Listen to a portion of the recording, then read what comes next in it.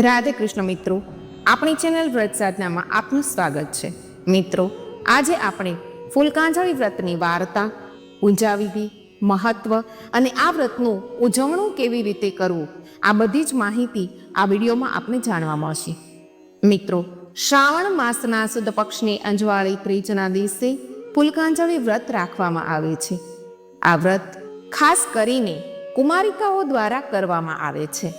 આ વ્રત ભગવાન શિવ અને દેવી પાર્વતીને સમર્પિત છે અને તેને કરવાથી કુમારિકાઓને મનગમતું જીવન સાથી પ્રાપ્ત થાય છે. જો કોઈ કારણોસર સુદ પક્ષની ત્રીજે વ્રત ન થઈ શકે તો શ્રાવણ માસના વદ પક્ષની ત્રીજે પણ આ વ્રત કરી શકાય છે. આ વર્ષે ફૂલકાંજળીનું વ્રત 27 જુલાઈ 2025ના રોજ છે.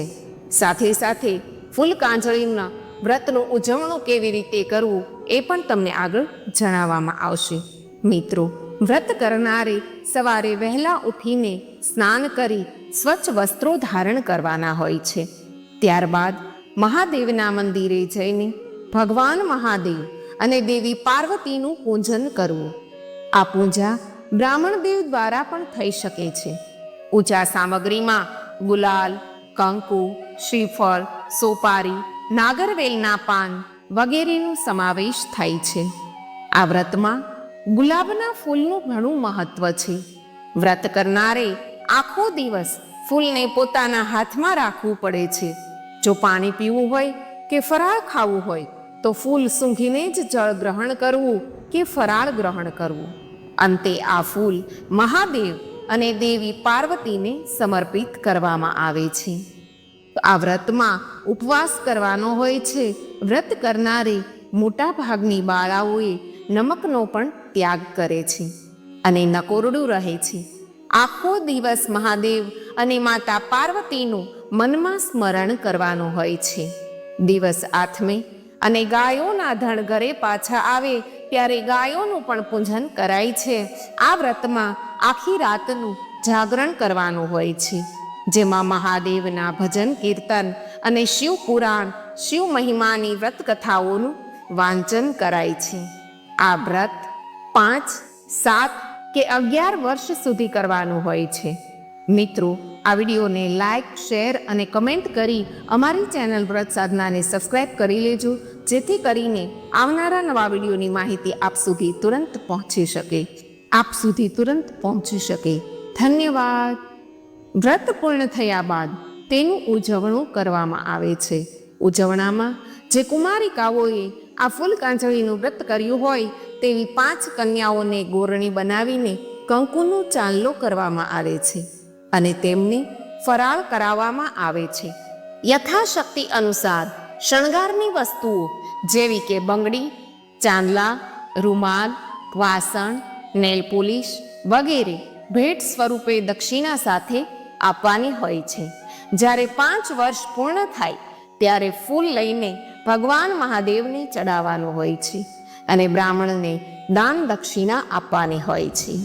મિત્રો, હવે આપણે ફૂલકાંજળીના વ્રતની કથા સાંભળીએ. એક ગામમાં એક બ્રાહ્મણ અને બ્રાહ્મણી રહેતા હતા. તેમને ત્યાં એક કન્યાનો જન્મ થયો. બ્રાહ્મણ દેવે જ્યારે પોતાની દીકરીની જન્મપત્રિકા જોઈ ત્યારે તેમને ખબર પડી કે કન્યાના જીવનમાં લગ્નનો કોઈ યોગ જ નથી. આનાથી તેઓ ઘણા ચિંતિત થયા અને પુણ્ય અર્જિત કરવા યાત્રા પર નીકળ્યા. રસ્તામાં નદી કિનારે તેમણે નાની બાળાઓને શિવ પાર્વતીનું પૂજન કરતા અને ફૂલ સૂંઘીને જળપાન કરતા જોયા. આ જોઈને બ્રાહ્મણ દેવને આશ્ચર્ય થયું. તેમણે બાળાઓને પૂછ્યું કે તેઓ કયું વ્રત કરે છે અને વારંવાર ફૂલ શા માટે સૂંઘે છે.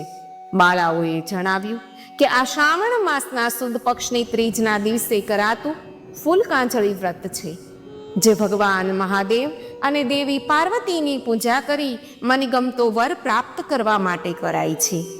આ સાંભળીને બ્રાહ્મણ દેવી વ્રતની સંપૂર્ણ વિધિ જાણી અને પોતાની દીકરીને આ વિધિ કહી. સમય જતાં આગલા શ્રાવણ માસની અંજવાળી ત્રીજી બ્રાહ્મણની દીકરીએ પણ શ્રદ્ધાપૂર્વક ફૂલકાંજળીનું વ્રત કર્યું અને મહાદેવ તથા દેવી પાર્વતીની પૂજા અર્ચના કરી. ભગવાન મહાદેવ અને પાર્વતી પ્રસન્ન થયા અને કન્યાનું ભાગ્ય પલટાઈ ગયું. ધીમે ધીમે કન્યા મોટી થઈ અને તેના માગા આવવા લાગ્યા. તેને સુયોગ્ય વર મળ્યો અને તે સુખી લગ્ન જીવન જીવવા લાગી. બ્રાહ્મણ અને બ્રાહ્મણી બંનેએ ભગવાન મહાદેવ અને માતા પાર્વતીનો ખૂબ ખૂબ આભાર માન્યો અને પ્રાર્થના કરી કે હે પ્રભુ, આપનું આ ફૂલ કાંચળી વ્રત જે કોઈ કરે તેને સાસરિયામાં સુખ શાંતિ મળે અને યોગ્ય જીવનસાથીની પ્રાપ્તિ થાય. ભગવાન ભોળાનાથે તથાસ્તુ કહ્યું. ત્યારથી આ વ્રત ઘણું પ્રચલિત થયું છે.